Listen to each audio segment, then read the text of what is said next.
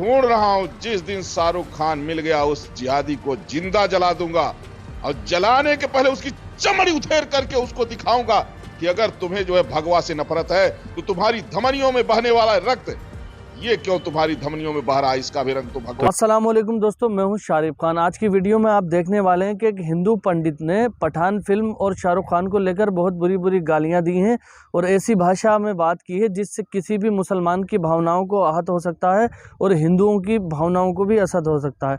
इसमें देखने वाली बात यह है कि इस फिल्म के और शाहरुख खान के आगे आकर के हमारे एक हिंदू भाई ने इस पंडित को ऐसा सबक सिखाया है, जब से ये पैदा हुआ था जब से लेकर आज तक के इसने जितने कर्म कांड किए हैं वो सारी बातें बताई हैं रियली तथ्यों के साथ। ऐसे ही नहीं कि माइक पे आए पब्लिसिटी के लिए बोल दिया, ऐसा कुछ नहीं है, सच्चाई है। ये पंडित अयोध्या का रहने वाला है। बाबरी मस्जिद और ज्ञानवापी मस्जिद के मामले में भी इसने बहुत सारे दंगे भड़काने की कोशिश की थी, लेकिन हमारे इस हिंदू भाई ने इसकी पूरी पोल खोल दी और इसको सबक सिखा दिए। तो इस वीडियो को आपको देखना बहुत ज़रूरी है। इस वीडियो को देखिए, इस वीडियो से आपको बहुत कुछ जानने को और सीखने को मिलने वाला है। तो चलिए शुरू करते हैं वीडियो। जी बाबा की रिलाई का जिसका इंतज़ार पूरा भारत कर रहा था। बहुत दिनों से मैं सोच रहा था कि इस बाबा को कैसे पेला जाए, क्योंकि बाबा इतना बेशरम है कि इसके ऊपर अगर आप हक भी देंगे तो भी ये मुस्कुराता हुआ कहेगा कि बहुत बढ़िया, बहुत आनंद आ गया।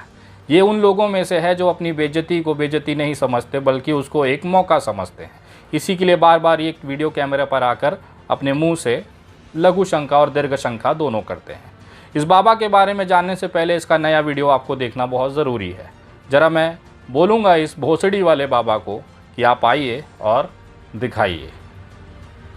ओ बाबा, ओ भोसड़ी वाले बाबा, बकबे।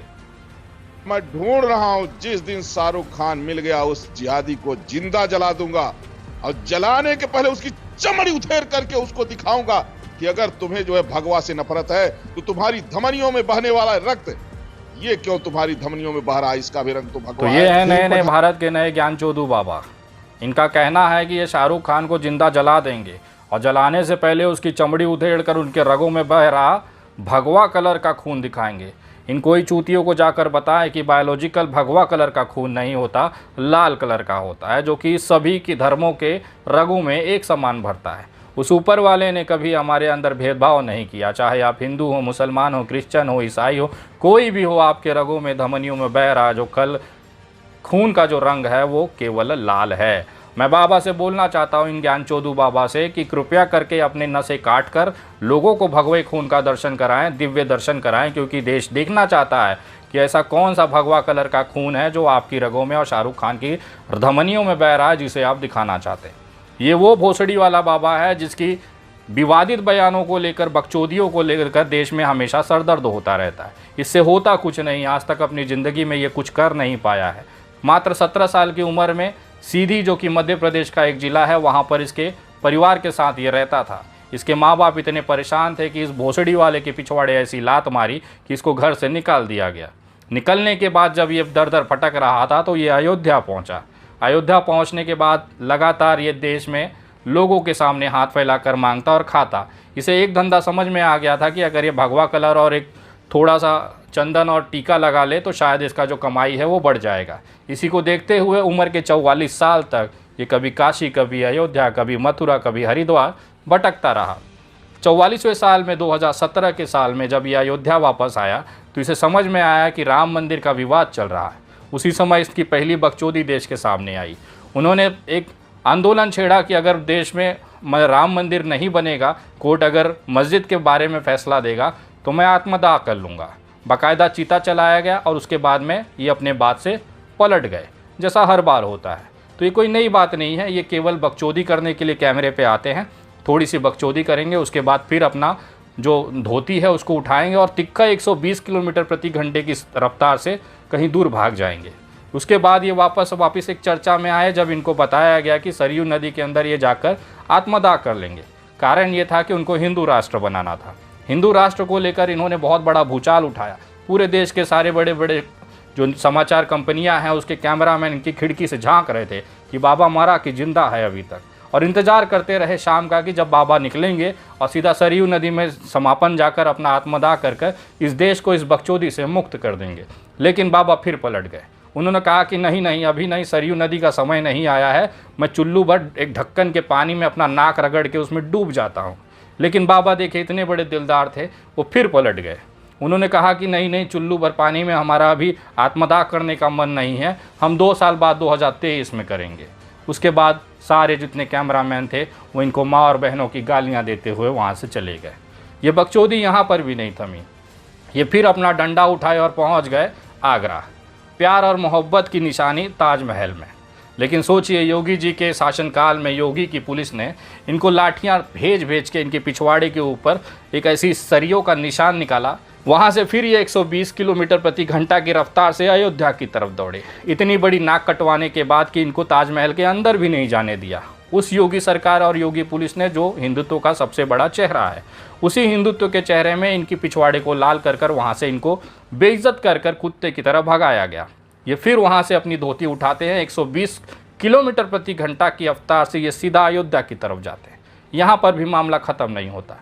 उसके बाद ये अयोध्या में जैसे ही श्री राम जन्मभूमि न्यास का उद्घाटन होता है, न्यास का ट्रस्ट बनाया जाता है, फिर ये विवादित हो जाते हैं। इनका फिर से एक नया विवाद राम जन्मभूमि न्यास को लेकर होता है।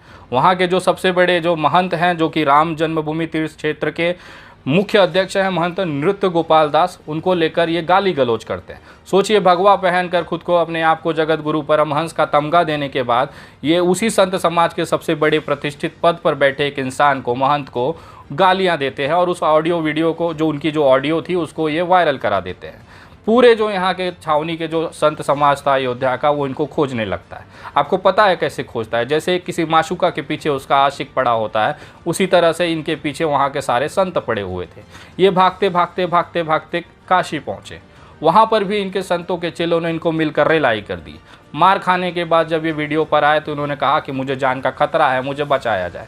17 नवंबर 2019 को दैनिक जागरण की खबर में, समाचार पत्र में ये खबर छपी, जिसमें इन्होंने इस बात को कबूल किया कि अगर मैं वहाँ से नहीं भागता काशी से, तो इनके जो लोग हैं, महंत जी के लोग हैं, मुझे मार डालते।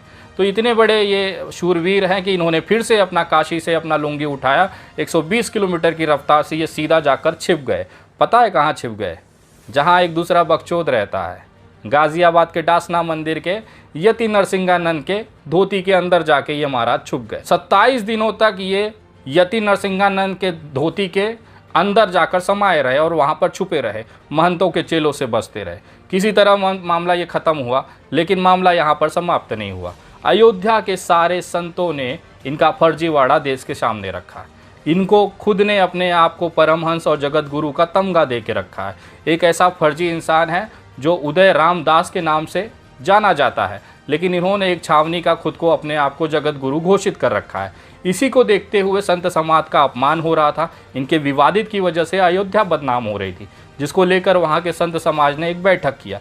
ये बैठक था 11 फरवरी 2022 का। आपके स्क्रीन पे जो ये पत्र दिखाई दे रहा है, ये पत्र वहाँ के सबसे बड़े महंतों के जो सारे प्रतिनिधि हैं, सारे छावनियों के जो संत हैं, उन्होंने बैठकर ये फैसला लिया कि ये जो फर्जी बाबा अपने आप को बताकर जगत गुरु परमहंस बनाकर घूम रहा है, इसका अयोध्या से बहिष्कार होना चाहिए। न केवल बहिष्कार होना चाहिए, बाकायदा एक पत्र लेकर वहाँ के डीएम और एसपी को दिया और इस पर कार्रवाई करने की मांग की। जिसके बाद से कुछ दिनों तक ये वापस से अपनी लुंगी उठाकर, अपनी धोती उठाकर 120 किलोमीटर की रफ्तार से फिर ये अयोध्या छोड़ के भागे हैं।